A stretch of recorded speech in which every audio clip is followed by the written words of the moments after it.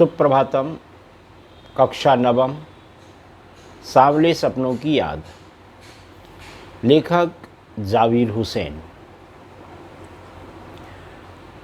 सांवले सपनों की याद एक व्यक्ति चित्र है।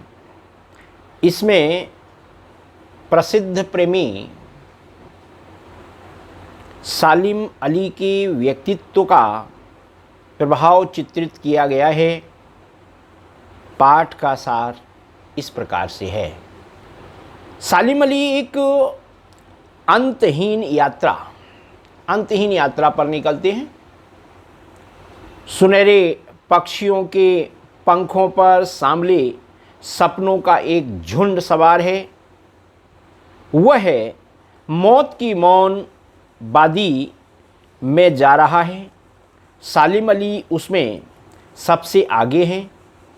वे सैलानियों की तरह पीठ पर बोझ लादे अंतहीन यात्रा पर चल पड़े हैं। इस बार तो वे मानो शहर की भीड़ भरी जिंदगी से आखिरी बार चले हैं। कोई उन्हें वापस नहीं लौटा सकता। मानो वे कोई पक्षी हों जो मौत की गोद में जा बसे हों। पक्षी प्रेमी सालिम अली इस बात से क्षुब्ध थे कि लोग पक्षियों को आदमी की नज़र से देखते हैं। लोग जंगलों, पहाड़ों और झरनों को भी आदमी की नज़र से देखते हैं, परंतु कोई आदमी पक्षियों की आवाज़ का मधुर संगीत सुनकर अपने मन में रोमांचक अनुभव नहीं करता। सांवले सपनों का महत्व पता नहीं कब कृष्ण ने वृंदावन में रासलीला, गोप लीला, माखन लीला, बांसुरी वादन और वन विहार किया था। परंतु आज भी जब हम वृंदावन में जमुना का सांवला जल देखते हैं तो लगता है कि अभी कोई अचानक आकर वंशी बजाने लगेगा। संगीत का जादू पूरी वाटिका पर छा जाएगा। वृंदावन कभी कृष्ण की बांसुरी के जादू से खाली नहीं हुआ। सालिम अली का व्यक्तित्व। सालिम अली कमज़ोर काया वाले व्यक्ति थे। 100 वर्ष के होने में कुछ दिन शेष थे। लंबी यात्रा ने उन्हें थका डाला था। शायद कैंसर के कारण वे मृत्यु को प्राप्त हुए, परंतु अंतिम सांस तक वे पक्षियों की तलाश और सुरक्षा में लगे रहे। उनकी आंखों पर चढ़ी दूरबीन मौत के बाद ही उतरी थी। सालिम अली की नज़रों में दूर तक फैली धरती और झुके आकाश जैसा जादू था। उन्हें प्रकृति में एक हंसता खेलता रहस्य पसरा दिखाई देता था। उन्होंने अपनी दुनिया परिश्रम से बनाई थी। इसमें उनकी पत्नी तहमीना का भी योगदान था। सालिम अली की प्रधानमंत्री से भेंट। सालिम अली एक बार प्रधानमंत्री चौधरी चरण सिंह से मिले थे। वे केरल की साइलेंट बेलो को रेगिस्तानी हवा के झोंकों से बचाना चाहते थे। चौधरी चरण सिंह गांव की मिट्टी में जन्मे थे, इसलिए वे सालिम अली की पर्यावरण सुरक्षा संबंधी बातें सुनकर के भावुक हो उठे थे। आज वे दोनों व्यक्ति नहीं रहे। अब देखते हैं कि हिमालय और लद्दाख की बर्फीली जमीनों पर जीने वाले पक्षियों की चिंता कौन करेगा। लॉरेंस का संस्मरण। सालिम अली की आत्मकथा का नाम है fall of the sparrow. D.H. Lawrence की मृत्यु के बाद उनकी पत्नी फ्रीडा लॉरेंस से प्रार्थना की गई कि वे अपने पति के बारे में कुछ लिखें। फ्रीडा ने कहा कि मेरे पति के बारे में मुझसे अधिक मेरी छत पर बैठने वाली गौरैया जानती है। लॉरेंस इतना खुला और सीधा सरल इंसान था। सालिम अली की प्रेरणा। सालिम अली की आत्मकथा का नाम है फॉल ऑफ स्पैरो। सालिम अली किस प्रकार से ऊंचाइयों तक पहुंचे। यानी बचपन में गलती से सालिम अली के हाथों से एक गौरैया घायल हो गई थी। उसी दिन से वे पक्षियों की खोज में रुचि लेने लगे। प्रकृति के रहस्यों को जानने के लिए वे एक से एक ऊंचाइयां छूने लगे। मानो वे प्रकृति के प्रति रूप बन गए हैं। सालिम अली निरंतर भ्रमणशील रहे। अखंड यायावर बने रहे। उनकी याद करके लगता है कि आज भी वे पक्षियों की खोज में निकले हैं और अभी गले में दूरबीन लटकाए खोजपूर्ण नतीजों के साथ लौट आएंगे। कहने का तात्पर्य यह है कि सालिम अली प्रकृति और पक्षी प्रेमी था। बचपन में एयर गन के द्वारा उससे एक गौरैया नाम की पक्षी घायल हो गई थी। उसी से उसका मन पक्षियों में लग गया और वो इतना पक्षी प्रेमी हो गया, संपूर्ण देश में घूमता फिरता था, पक्षियों को देखता था। जहां पक्षियों के सामने जो समस्या आती थी उस समस्या का निदान करने का भी प्रयत्न करता था और प्रयत्न करने के साथ साथ वह इतना प्रकृति प्रेमी हो गया कि वह सब कुछ भूल गया। इसीलिए जब उसने देखा था केरल में कि वहां जो बालू के हवाएं हैं वह पक्षियों को और प्रकृति को हानि पहुंचाएंगी, इसीलिए उन्होंने उस समय के जो प्रधानमंत्री थे चौधरी चरण सिंह, उनसे बात की थी। जब उन्होंने पक्षियों के विषय में सुना था तो वो भी भाव विभोर हो गए थे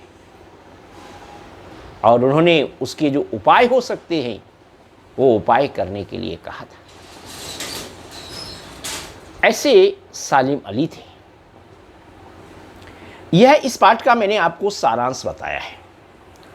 इस पाठ से बीच बीच से जो प्रश्न पूछे जाने वाले हैं, एक बार मैं एक पैराग्राफ को आपके समक्ष रख रहा हूं और उस पैराग्राफ से कुछ प्रश्न बताएंगे। उन प्रश्नों को आप देखेंगे और वो प्रश्न जो हैं, जैसे परीक्षा में अर्थ ग्रहण संबंधी प्रश्न पूछे जाते हैं। अर्थ ग्रहण संबंधी प्रश्नों का अर्थ होता है कि पैराग्राफ से तो होंगे ही, कुछ प्रश्न आपके अन्य पाठ के बीच से भी उसमें पूछे जा सकते हैं। इसलिए मैं पाठ को बहुत ही ध्यान से समझना है। ये सारांश मैंने आपको बताया है, लेकिन पाठ को पढ़ना भी है। पाठ पढ़ेंगे तो आपके और भी समझ में आ जाएगी। मैं एक कहानी के रूप में इस पाठ को सुनाया है। अब इसमें आप एक पैराग्राफ हम पढ़ रहे हैं, उस पैराग्राफ से किस प्रकार के प्रश्न पूछे जा सकते हैं, ऐसे प्रश्नों को मैं बताऊंगा। कोई आज भी वृंदावन जाए तो नदी का सांवला पानी उसे पूरे घटनाक्रम की याद दिला देगा। हर सुबह सूरज निकलने से पहले जब पतली गलियों से उत्साह भरी भीड़ नदी की ओर बढ़ती है तो लगता है जैसे उस भीड़ को चीरता अचानक कोई सामने आएगा और बंसी की आवाज़ पर सब किसी के कदम थम जाएंगे। हर शाम सूरज ढलने से पहले जब वाटिका का माली सैलानियों को हिदायत देगा तो लगता है जैसे बस कुछ ही क्षणों में वो कहीं से आ टपकेगा और संगीत का जादू वाटिका के भरे पूरे माहौल पर छा जाएगा।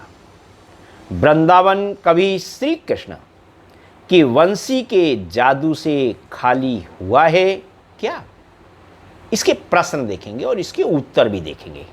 जैसे नदी का सांवला पानी यात्री को वृंदावन के किन घटनाक्रमों की याद करा देता है? तो उत्तर होगा, वृंदावन में यमुना का सांवला जल हर सैलानी को कृष्ण की नटखट क्रीड़ाओं की याद करा देता है। जैसे ही वह यमुना जल को देखता है उसे याद आ जाता है कि कभी कृष्ण ने इसके किनारे लीलाएं की थी। कृष्ण ने अल्हड़ गोपियों के साथ रास लीला की थी, ग्वालों के साथ मिलकर माखन चोरी की थी, दूध पिया था, यमुना के छायादार कदम्ब वृक्षों के नीचे विश्राम किया था और मनमोहनी बंसी बजाई थी। दूसरा प्रश्न देखेंगे, वृंदावन में सुबह सवेरे क्या अनुभूति होती है और क्यों? तो वृंदावन में सुबह सूरज निकलने पर ऐसा अनुभव होता है मानो अभी अभी कहीं से कन्हैया आ जाएगा और उसकी मनमोहक बंसी का स्वर सुनकर के सबके कदम रुक जाएंगे। तीसरा प्रश्न है, वृंदावन में संध्या समय क्या अनुभूति होती है और क्यों?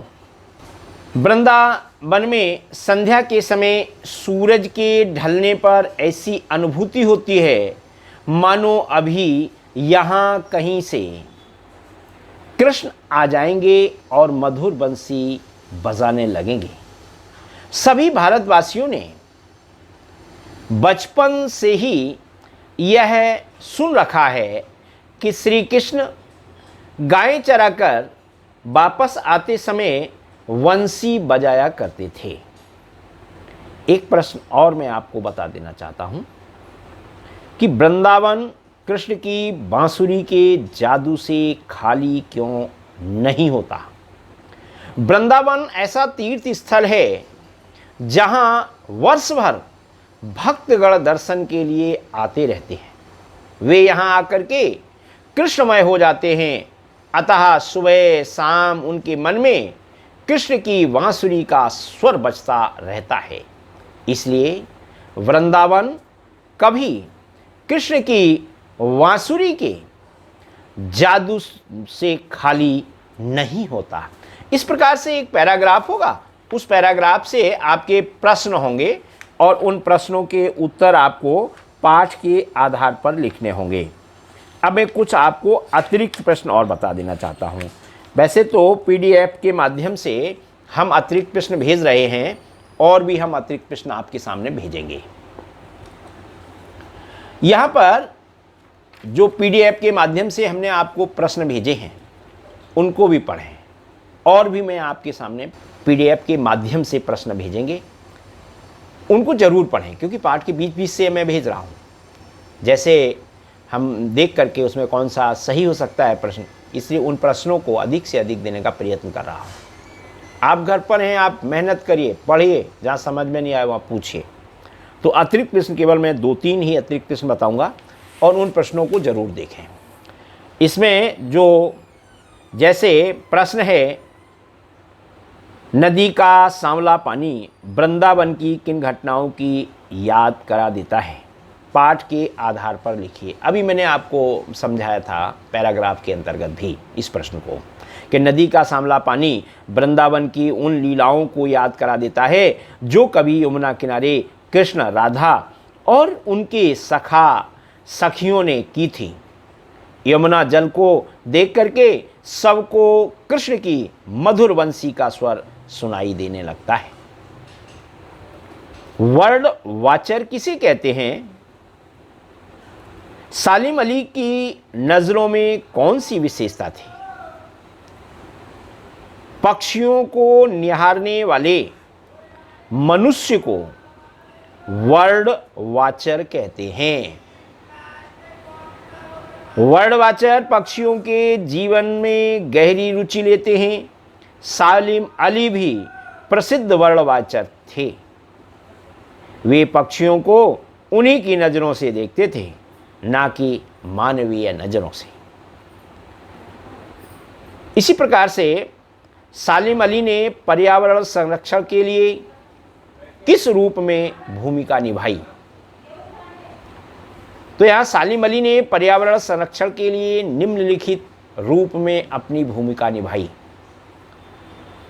उन्होंने जीवन भर पक्षियों के विषय में खोजें की तथा सुरक्षा के बारे में अध्ययन किए।